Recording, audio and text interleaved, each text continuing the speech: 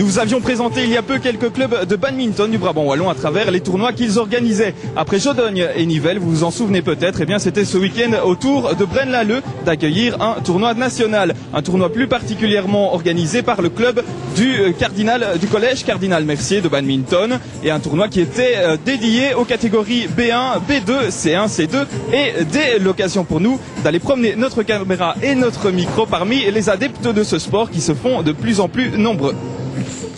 Le badminton, sport olympique et qui a de plus en plus de succès dans notre pays. 20 000 membres de la fédération le pratiquent et dans le Brabant wallon, cette discipline est aussi bien ancrée, comme l'attestent les nombreux tournois organisés, dont celui du BC Cardinal Mercier de Braine-l'Alleud.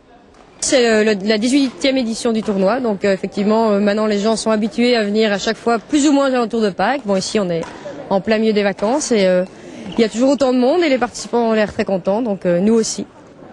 300 joueurs, 460 matchs et 13 terrains pour un tournoi destiné aux catégories B1, B2, C1, C2 et D. Et pour les B1, cela représente également la possibilité de monter en catégorie A. C'est un tournoi qualificatif, donc celui qui le remporte, ou en tout cas qui va loin, a beaucoup de chances de monter en fin de saison.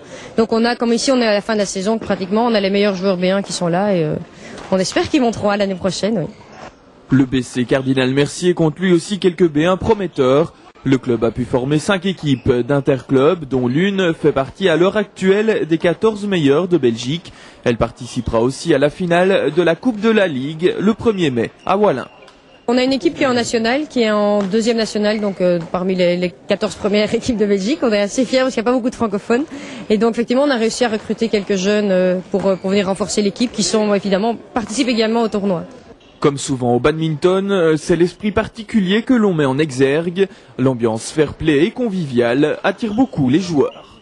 Je veux dire que tout le monde se connaît, en général, pas ici, mais quand on va plus loin, on part en week-end, on passe tout le week-end ensemble, on fait la fête aussi. La troisième mi-temps est très importante au badminton. C'est un sport qui est très physique, donc pour les gens qui ont envie de se dépenser et pour les filles qui ont envie de se muscler, c'est très important. Et puis voilà, c'est vraiment, je crois que aussi ce qu'il faut retenir de badminton, c'est que c'est vraiment une ambiance particulière puisqu'on passe tout un week-end ensemble au même endroit et ça crée beaucoup de liens. C'est assez complet, ça permet de se défouler, c'est très fair-play, très social et donc oui, ça a beaucoup de succès pour notre plus grand bonheur. Oui. C'est un sport cool, quoi. Il n'y a pas vraiment de compétitivité, on va dire. C'est pas un sport où on gagne beaucoup d'argent, quoi. Il n'y a pas de lutte pour ça et tout, quoi. C'est calme, quoi. Il n'y a pas de dopage ni rien, ça va. Enfin, je crois pas, quoi.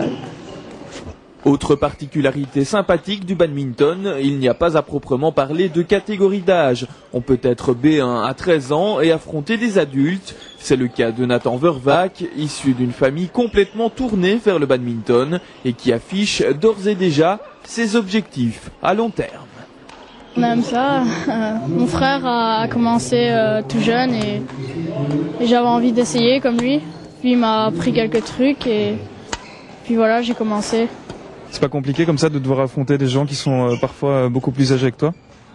Non, au début c'était dur, j'avais du mal à m'y faire,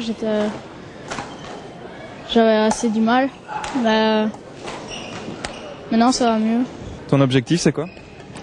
J'aimerais être dans le top 100 mondial plus tard.